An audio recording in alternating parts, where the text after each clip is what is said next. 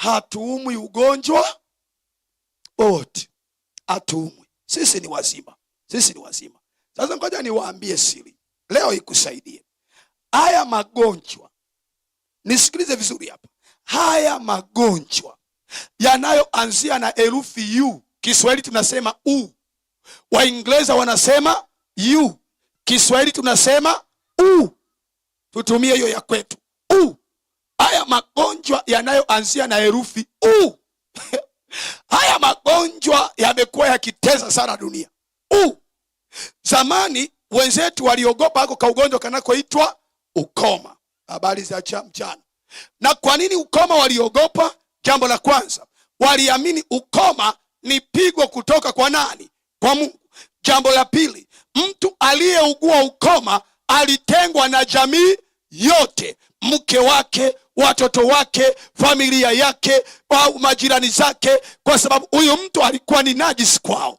Jambo la tatu, hata kama rais angeugua ukoma, ilimpasa aache Ikulu, tena akipita njiani anaimba mimi mchafu, mimi mchafu, mimi mchafu, mimi mchafu, na watu wangekimbia wamwache, kwa sababu waliamini hata kuvuta hewa ya mtu mwenye ukoma inakutia unajisi.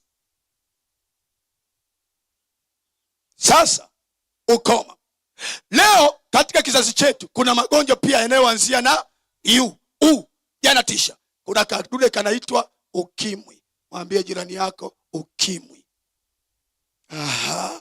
Haya, juzi hapa kakatokea kagonjwa kengine kanaitwa uviko 19.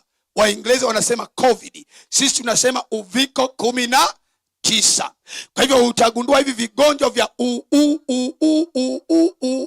wakati wa uviko 19 umechanganya. Hata ukiona mtu anakoa wote tulikuwa tunakimbia. Uongo kweli?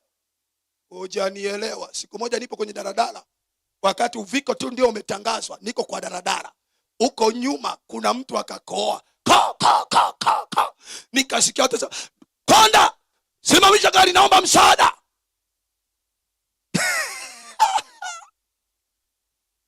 Kuna kagonjwa kanaitwa uviko au kanaitwa uviko 19.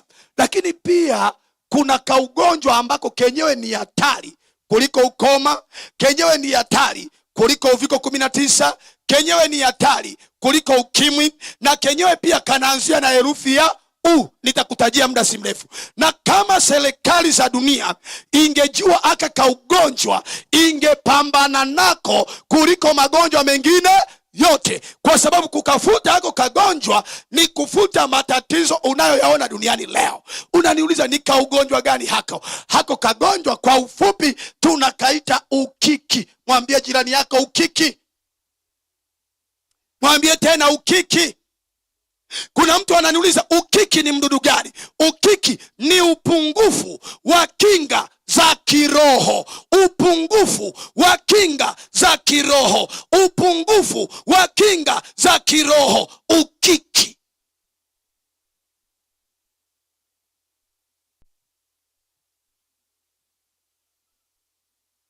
Hako ndiko kagonjwa hatari kuliko magonjwa yote. Mtu mwenye upungufu wa kinga za kiroho, hata unapoona mzee wa miaka 70 anabaka katoto ka miaka 2, ni kwa sababu ana upungufu wa kinga za kiroho. Unapoona baba ametelekeza familia, ni kwa sababu ana upungufu wa kinga za kiroho. Unapoona mzee mzima analewa mpaka analala kwenye mitaro ya maji machafu, ni kwa sababu ana upungufu wa kinga za kiroho. Unapoona binti anajiuza kwenye bandanguro, ni kwa sababu ana upungufu wa kinga za kiroho. Ukiki